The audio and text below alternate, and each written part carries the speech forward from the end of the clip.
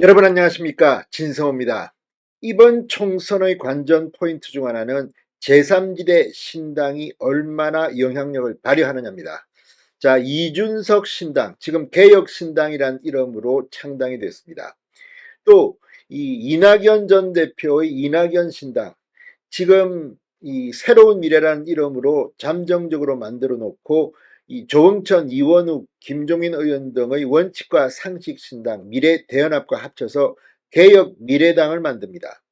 개혁 신당, 개혁 미래당 이름도 비슷합니다. 이준석 대표는 개혁 미래당 이름에 대해서 표절 운운하면서 비판을 했습니다. 자, 그런데 이준석 신당, 개혁 신당과 이낙연 신당 그룹이 빅텐트로 합쳐서 힘을 발휘하자고 했지만 쉽지 않을 것 같습니다.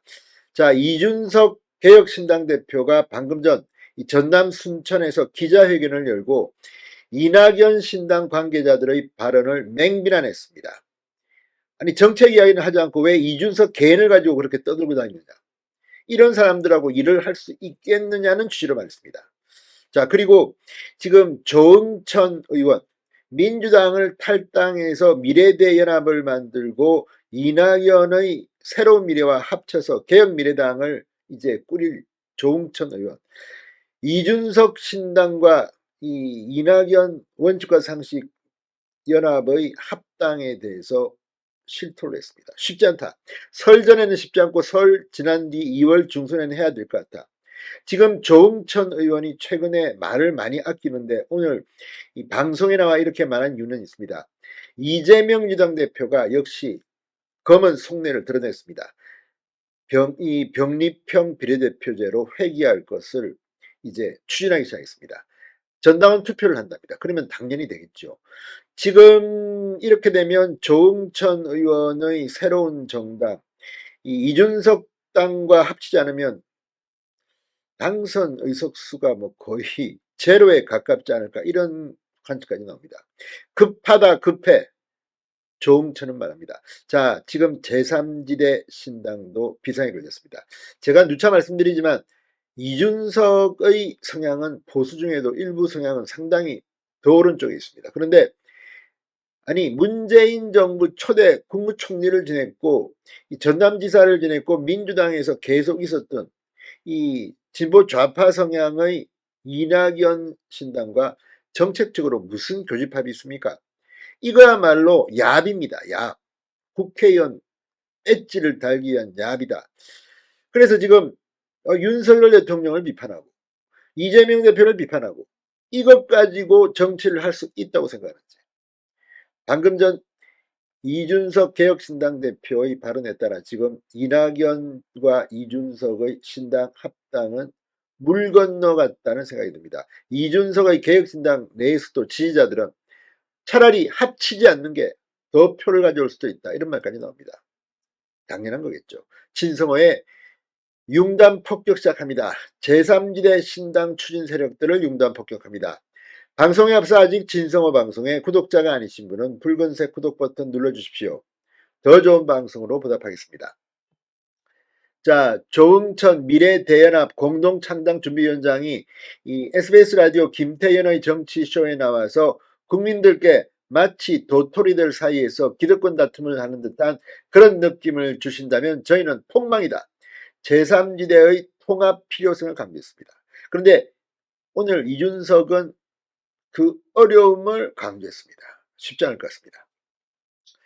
자, 조응천 위원장은 이준석 대표가 말로는 가끔씩 또 저거 뭐지라고는 하지만 내심은 한다라고 말했습니다.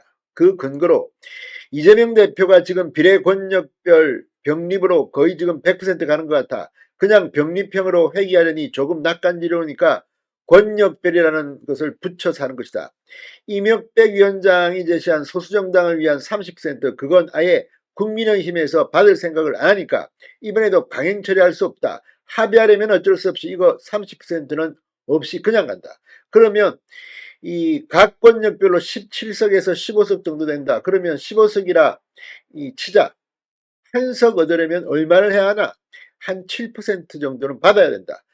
갈라쳐서 7% 받기가 쉽나? 힘들다고 봐야죠라고 말했습니다. 그러니까 지금 각자 도생을 하게 되면 7%를 못 받기 때문에 비례대표 의석을 못 받는다는 겁니다.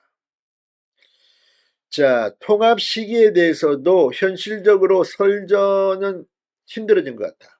2월 중하순까지는 어떻게든 한번 만들어 봐야죠라고 말했습니다. 쉽지 않을 겁니다. 자, 지금 이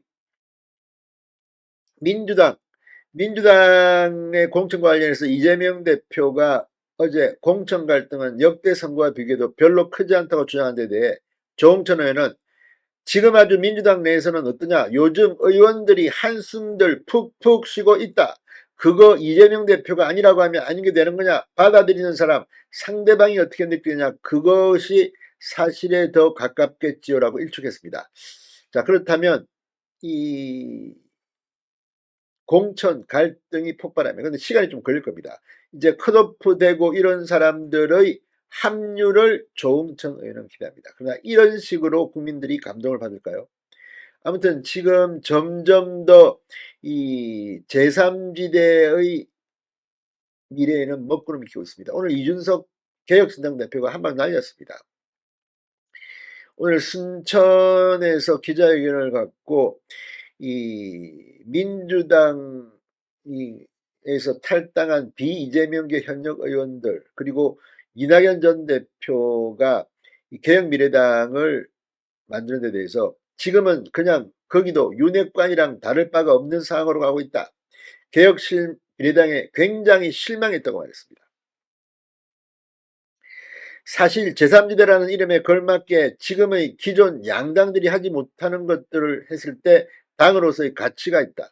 저희는 개혁에 대한 이야기를 많이 하고 있고 기성정당들이 덩어리만 크다고 해서 흘려보내던 그런 위기에 대해서 굉장히 중요하게 생각하고 언급하고 있다.